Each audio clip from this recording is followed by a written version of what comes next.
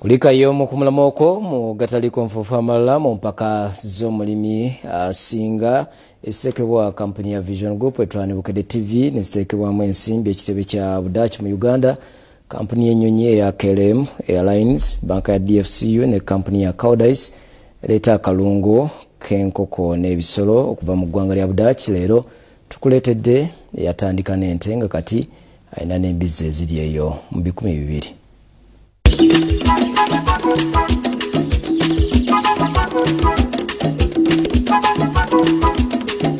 Mu mboozi yaffe ey'omulimi asinga tukuleetedde Nakajjubi yakuuka mu kujjanjaba ebisolo. Ye nnannyini Kasanje Practical and Demonstration Farm esangibwa Bugogo mu Town Council y'e Kasanje mu district y'e Wakiso.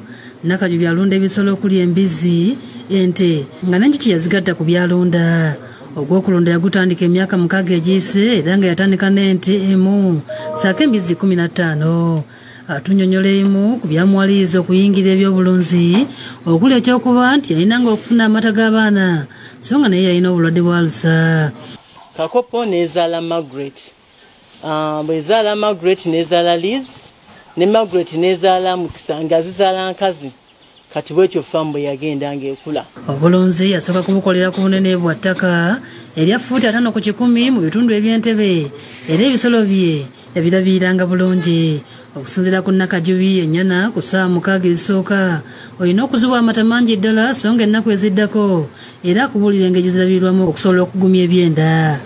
Kati bw'oba oyagala ekule mangu buli kyeri ekifunemu bw'ezaazaalanga bwezitinga essaawa 6 ezisooka nga nziwa colostrum mu bungi. Ng'oyagala ente ekuwa amata amangi Nakajjubi yakuwabula okuzirisa omuddo omukalu nga kino kiziyamba okunywa amazzi amangi era ng'olunaku ye akamala lita 12 nga buli lita agitunda 15 ku faamu ekitegeeza nti afuna emitwalo 18 buli lunaku.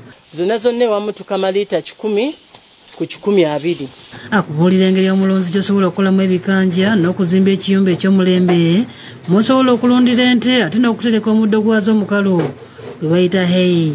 Nfuna kilo 5 eza kasooli nefuna molasi nengattamu ne yisti nembitabula nenteekamu liita z'amazzi nenzijjuza kadulamu buno budulamu obufaana bwe buti nensibako ekiveero nensibako ekisaanikira nembirinda okumala ennaku 14.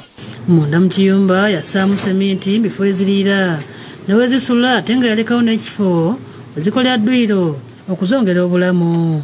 Naye nga nakozesa luufu yemu wano wansi ente ne zibaawo ate era bwenterekaho waggulu eyo kiyamba wano wansi ne wabanga wali cool.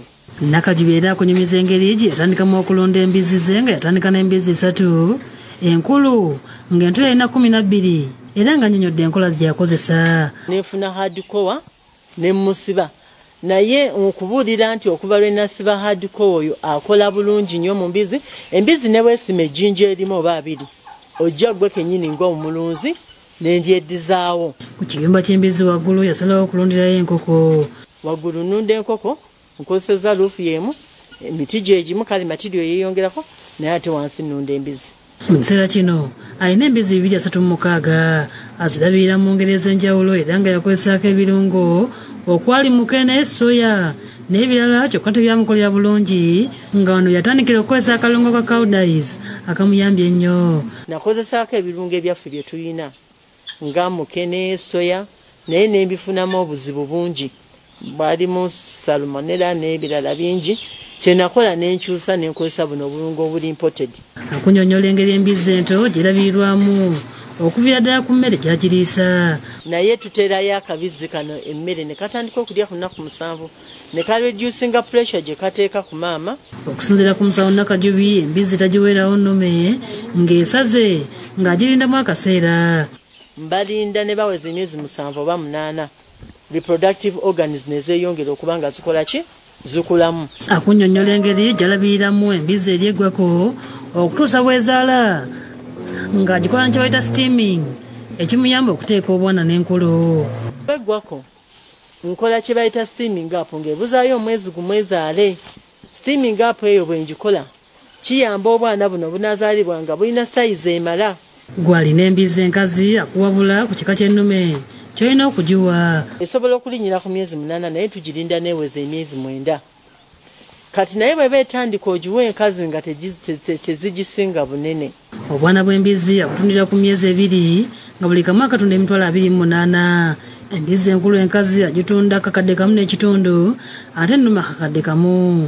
Bw'obeera ng'oli w'amazima mu bintu bye byokola, bizinesi yo aba farmers boengaginga be bagimarketinga. Musawo Nakajubi takola yeka ku faamu eno nga ina abakozi 5 nga buli mwamu amusasula emitwalo 15 buli mwezi era nga nabo mumaka ge bakola ku faamu eyo n'abasasula. Ekyalo nakyo kiganyuddwa mbulunzi bwe nga bakolera oluzi kwe bakima amazzi okusaba okubayigiriza okulunda ente mu ngeri y'emulembe era nga ebisolo byabwe bayambako okubigema buli lwabagema ebyokutangira endwadde. Kakati n'ekirala bafunye breeds ennungi okuva wano bajja ne bafuna enju ennungi. Sulaiman Mutebi yakusakidde eggulu eno ku Bukedde TV.